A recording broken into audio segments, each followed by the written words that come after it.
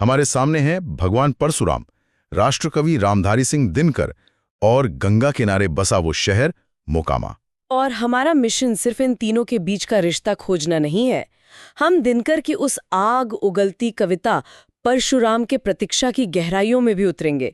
मतलब ये समझने की कोशिश करेंगे कि 1962 में एक हारी हुई कौम को जगाने के लिए दिनकर को एक ऐसे क्रोधी योद्धा को क्यों पुकारना पड़ा। और इसके लिए हमारे पास जो स्रोत हैं वो भी बड़े दिलचस्प हैं।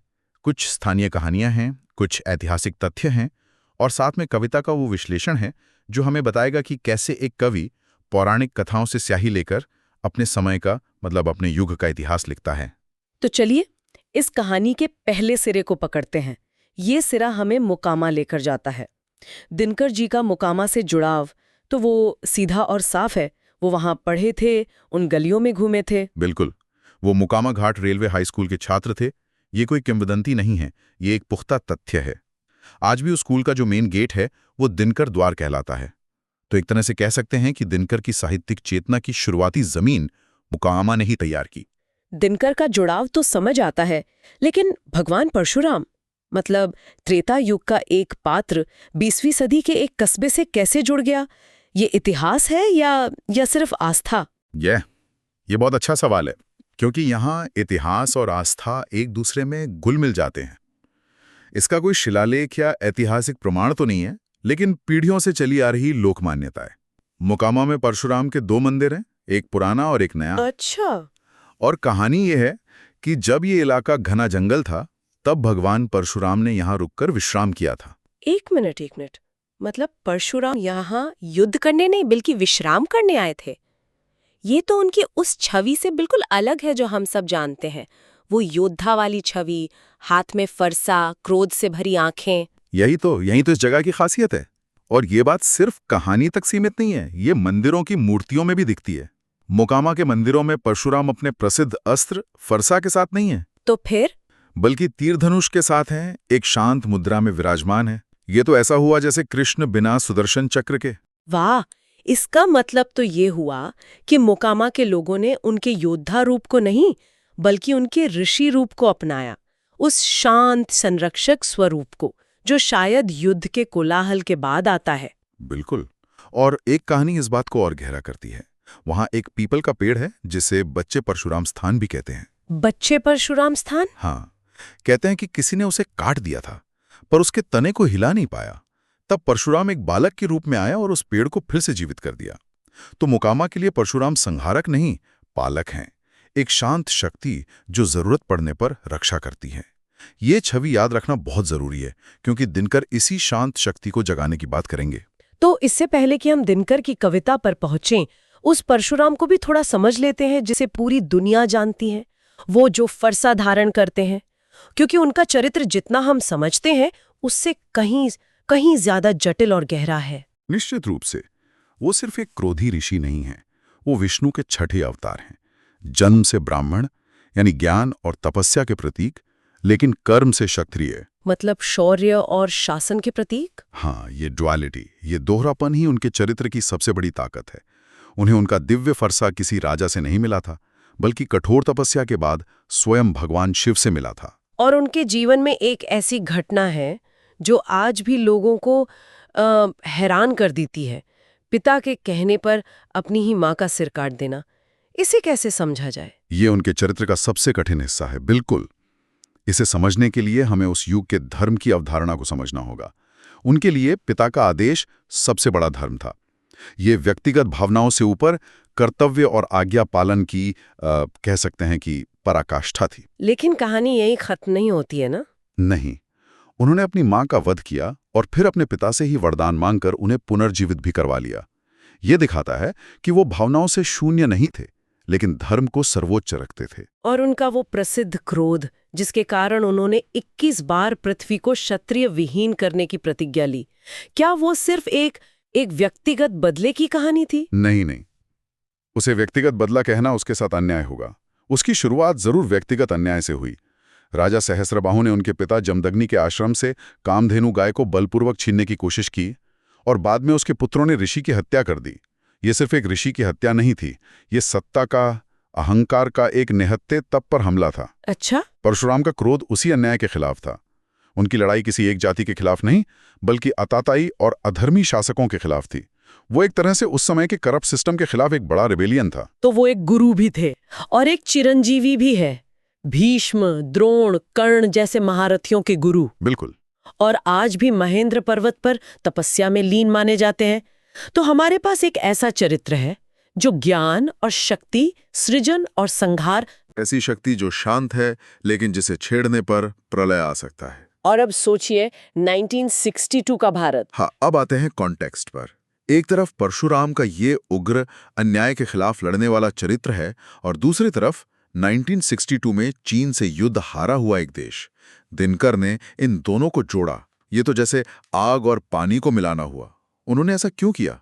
क्योंकि 1962 की हार सिर्फ एक सैनिक हार नहीं थी, वो एक मनोवैज्ञानिक हार थी। हिंदी चीनी भाई भाई के नारे पर विश्वास करने वाले देश की पीठ में छुरा घोंपा गया था। पंचशील और अहिंसा की नीति पर एक क्रूर हमला हुआ था।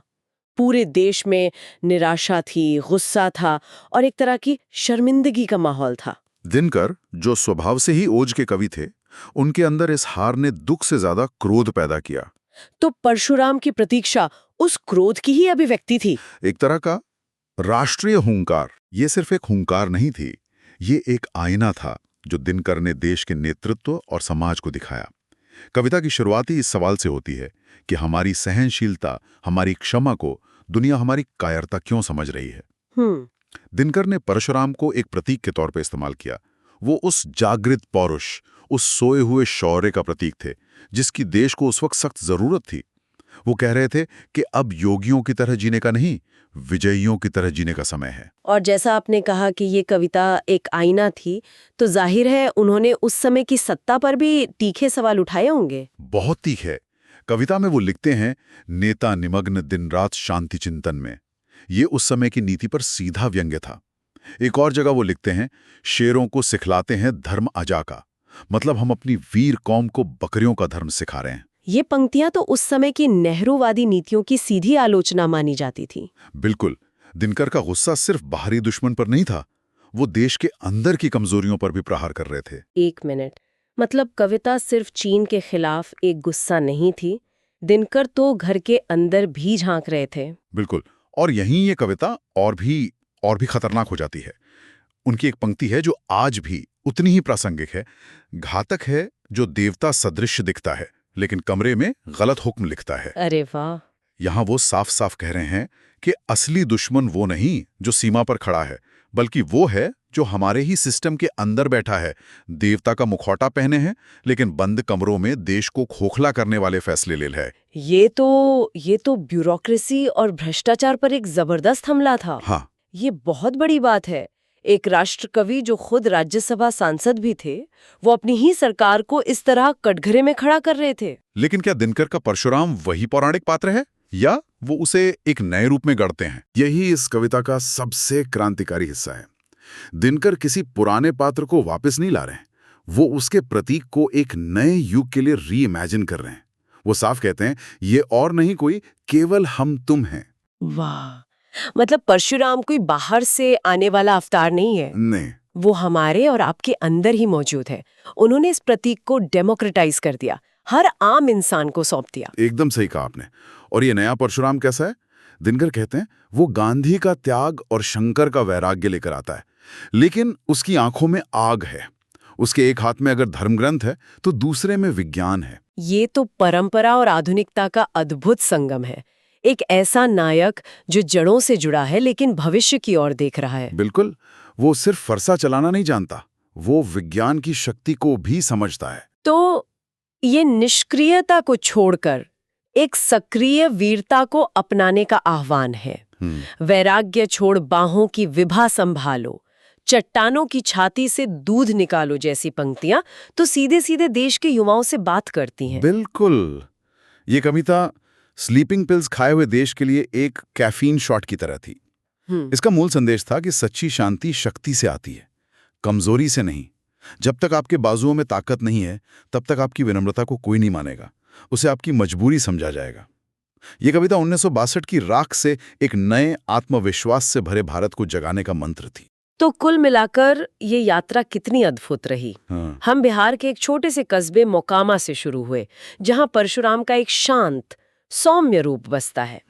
फिर हमने उनके पौराणिक उग्र चरित्र को समझा और अंत में देखा कि कैसे दिनकर ने इन दोनों रूपों को मिलाकर एक नए आधुनिक परशुराम को गढ़ा, जो देश की जरूरत था। और दिनकर ने परशुराम में केवल एक पौराणिक पात्र नहीं देखा, उन्होंने अन्याय के खिलाफ उठने वाली चेतना का एक शाश्वत आर्किटाइप देखा।